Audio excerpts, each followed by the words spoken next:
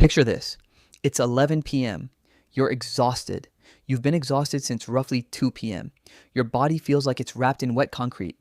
You lie down, pull the covers up, close your eyes, and your brain suddenly decides now is a great time to replay every awkward thing you've ever said since 2009. Mentally remodel your kitchen and solve a problem at work that doesn't even need solving until Thursday. You lie there for an hour, 2 hours, staring at the ceiling like it owes you an explanation. And somewhere around 1 a.m. you finally crash, only to wake up at 7 a.m. feeling like you got hit by something slow-moving and heavy. Tired again? Already. If this is you on a regular basis, I need you to hear something important right now. You are not broken. You are not traumatic. You are not someone who just needs to try harder to sleep. Your brain is doing something genuinely, neurologically different. And once you understand what that actually is, you'll stop blaming yourself and start working with your biology instead of against it. Here's what nobody tells you about the tired but wired feeling. It's not about laziness, bad habits, or weak willpower. It's about a fundamental mismatch between your nervous system's arousal state and the social scripts we've all been handed about when humans are supposed to sleep. And when you feel tired, your body is producing a neurochemical called adenosine. Adenosine is essentially your brain's sleepiness accountant. It accumulates the longer you've been awake, and when it builds up enough, it creates that heavy, foggy, eyes-drooping sensation we all recognize as tired. That part is working fine for you. The problem is the other system, the one running at full volume underneath the tiredness. Your nervous system has two main modes. There's the parasympathetic state, rest, digest, repair, sleep, and there's the sympathetic state, alert, vigilant, ready to respond. Most people assume that when you're tired, your nervous system automatically downshifts into parasympathetic mode, that the body just takes over. Researchers call this hyperarousal, and a 2019 study published in the journal Sleep found that people with chronic insomnia show significantly elevated sympathetic nervous system activity at night, even when their subjective sleepiness is high. In plain language, your body knows it's tired. Your nervous system just refuses to put down the knife. You know exactly what this looks like. You think, finally, tonight I'll sleep. And then you get into bed and your heart rate ticks up slightly, your thoughts start looping, and some part of your brain quietly announces that it has concerns about the future that need to be addressed immediately. Now, here's where it gets genuinely fascinating. Because this pattern, exhausted but unable to shut down, is not randomly distributed. It clusters. It tends to show up in people with higher sensory processing sensitivity, people who absorb more information from their environment throughout the day, people whose nervous systems are essentially running a more detailed simulation of the world than average. The psychologist Elaine Aron, who pioneered research into sensory processing sensitivity in the 1990s, estimated that around 15 to 20% of the population has a nervous system that processes stimuli more deeply, more thoroughly. That's not a mental illness diagnosis, it's a trait. And one of its less celebrated side effects is that by the end of the day, your brain has processed significantly more than someone with a lower sensitivity threshold. Think about what that means for sleep. Your brain hasn't just been awake for 16 hours. It's been running on a tab count that would crash a normal browser. Every conversation, every sensory input, every emotional texture of the day has been filed, cross-referenced, and partially processed. And when you finally stop moving, your brain doesn't interpret stillness as rest. It interprets it as the first available quiet time to finish everything it put off while you were busy existing. That late night mental spiral isn't your brain misbehaving, it's your brain finally getting some uninterrupted processing time. The problem is it picked the worst possible moment to do it.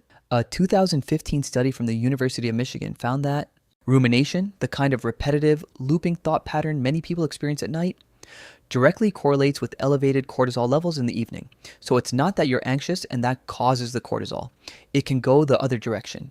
The cortisol is elevated and your brain interprets that as a signal that there must be something to be alert about and goes looking for a problem to match the feeling.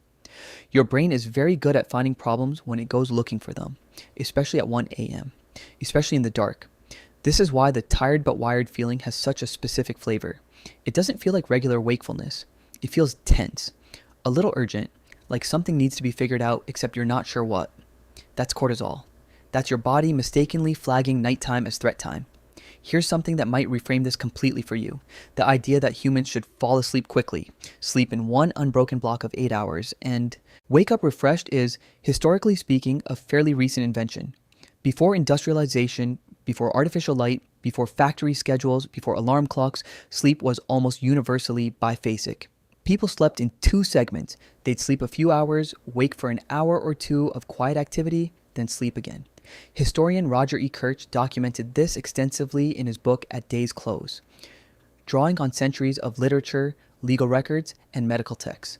What we now pathologize as waking up in the middle of the night may simply be a nervous system that still runs on an older clock, one that hasn't fully adapted to the modern insistence on consolidated, efficient, industrially timed sleep. I'm not saying this excuses sleep deprivation or that you should just accept being exhausted. That's not nothing. That's actually kind of important to know. Let's talk about what's actually happening when you finally do fall asleep. Late, sleep through your alarm, and wake up feeling like you've only skimmed the surface. The most restorative phases of sleep, slow wave sleep, and REM sleep, don't show up uniformly through the night. Slow wave sleep, where your brain does most of its physical repair and memory consolidation, is front-loaded. You get more of it in the first half of the night. REM sleep, which is crucial for emotional regulation and creative processing, is backloaded. You get more of it in the final hours before you naturally wake up, when you can't fall asleep until 1 or 2 a.m. and then you're ripped out of sleep. By an alarm at 7 a.m., you're systematically cutting off your REM sleep every single day. That explains the specific texture of chronic sleep deprivation that many people describe. Not just tiredness, but emotional reactivity, difficulty concentrating, a low-grade flatness, a sense that everything costs slightly more effort than it should. You're not tired because you're lazy or ungrateful for the sleep you do get. You're tired because you're being woken up during the part of sleep your brain needs most. The architecture of your sleep difficulty has a biological explanation. It has a name. It has documented mechanisms. You weren't making it up and you weren't failing at something simple. Here's what actually helps, and I mean physiologically, not have you tried chamomile tea level advice. The most evidence-backed intervention for the tired but wired pattern is something called cognitive behavioral therapy for insomnia, or CBTI. Unlike sleep hygiene tips, which are fine but limited, CBTI directly targets the hyperarousal cycle. It works by gradually breaking the conditioned association your brain has developed between your bed and alertness, because after years of lying awake in bed, your brain has literally learned to activate when you lie down.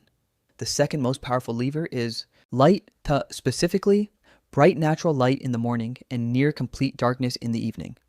Your circadian clock is anchored by light exposure.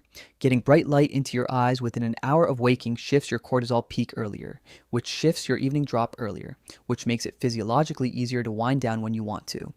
It's not optional. It's not a bonus tip. It's the mechanism. And the counterintuitive one. If you're lying awake for more than 20 to 25 minutes, get up. Don't lie there fighting it. Go somewhere dim, do something quiet and low stimulation, and go back to bed when you feel genuinely sleepy. Every minute you spend lying awake in bed trains your nervous system to associate your bed with wakefulness. You're strengthening the wrong pattern. Here's the thing about people who live in that tired but wired space.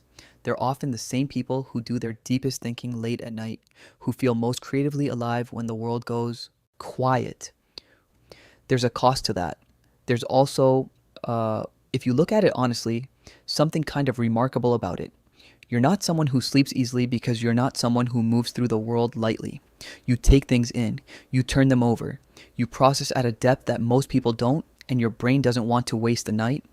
Learning to work with that, not to force yourself into a sleep mold that was never designed for your nervous system, is one of the more genuinely useful things you can do for yourself.